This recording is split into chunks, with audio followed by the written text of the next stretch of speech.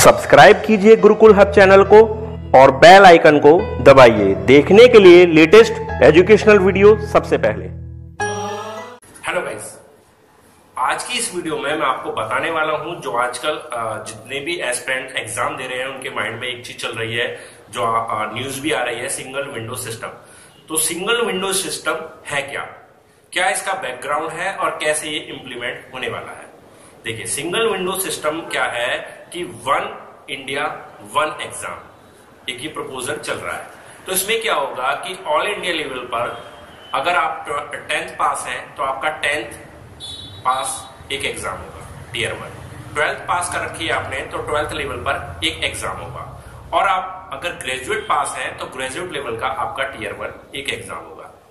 ठीक है, 10th पास वालों के लिए सिलेबस केवल 10th लेवल तक होगा, उसमें ग्रेजुएशन लेवल वाले या 12th लेवल वाले क्वेश्चन आपसे नहीं पुट अप किए जाएंगे। और जो 12th लेवल का जो एग्जाम होगा उसमें केवल 12th लेवल का होगा, उसमें ग्रेजुएशन लेवल के क्वेश्चंस नहीं पूछे जाएंगे। और जो ग्रेजुएशन लेवल का एग्जाम है वो ग्रेजुएशन लेवल तक सीमित होगा।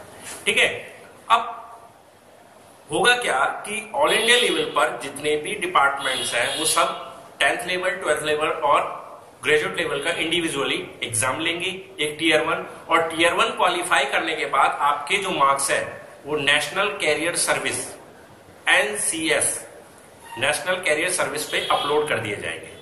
और उन मार्क्स के अकॉर्डिंग ही आपको जो डिपार्टमेंट्स हैं, जैसे SSC CGL में आप जाना चाहते हैं, SSC CPU में जाना चाहते हैं या FCI में जाना चाहते हैं, ठीक है, या किसी और डिपार्टमेंट में जो भी वैकेंसी निकलती है वो आप उसमें जा सकते हैं, अप्लाई कर सकते हैं। ठीक है, अब इसमें कुछ फायदे भी होंगे, कुछ नुकसान होंगे। फायदा ये होगा कि आपको सभी एग्जाम के लिए केवल एक एग्जाम देना पड़ेगा, टीयर 1।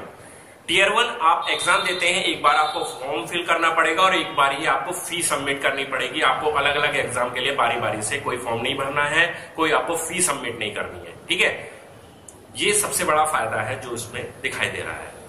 ठीक, नुकसान इसमें यह है कि मान लीजिए अगर आपका किसी वजह से टीयर 1 एग्जाम बेकार हो जाता है, आप उससे डिस्क्वालीफाई हो जाते हैं, तो अब समस्या ये बन जाएगी कि आप पूरे साल किसी और एग्जाम को नहीं दे सकते, ग्रेजुएट लेवल वाला।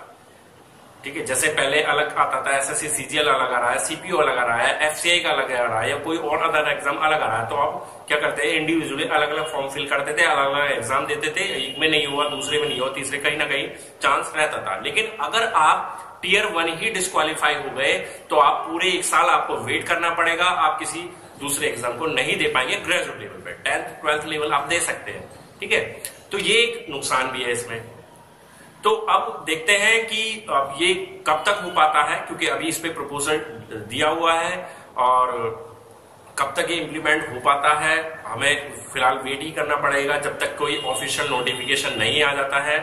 ऑफिशियल नोटिफिकेशन आने में अभी समय भी लग सकता है, और ऐसा भी हो सकता है कि 15-20 दिन में, क्योंकि अभी SSC CGL का भी नोटिफिकेशन नहीं आया है, SSC CPU का कोई नोटिफिकेशन नहीं आया है, सेंट्रल गवर्नमेंट्स की जितनी भी वैकेंसी फिलहाल अभी नहीं आई है। तो शायद ऐसा भी हो सकता है कि सिंगल विंडो सिस्टम अभी लागू हो जाए, 1 मंथ के अप्रोक्स ही लागू हो जाए। और ऐसा भी हो सकता है कि फिलहाल अभी ना हो, उसमें अभी कुछ देरी लगे, क्योंकि इसमें थोड़ा सा अभी इसको समझने में, करने में समय भी लग सकता है, 6 महीने 5 महीने समय लग सकता है।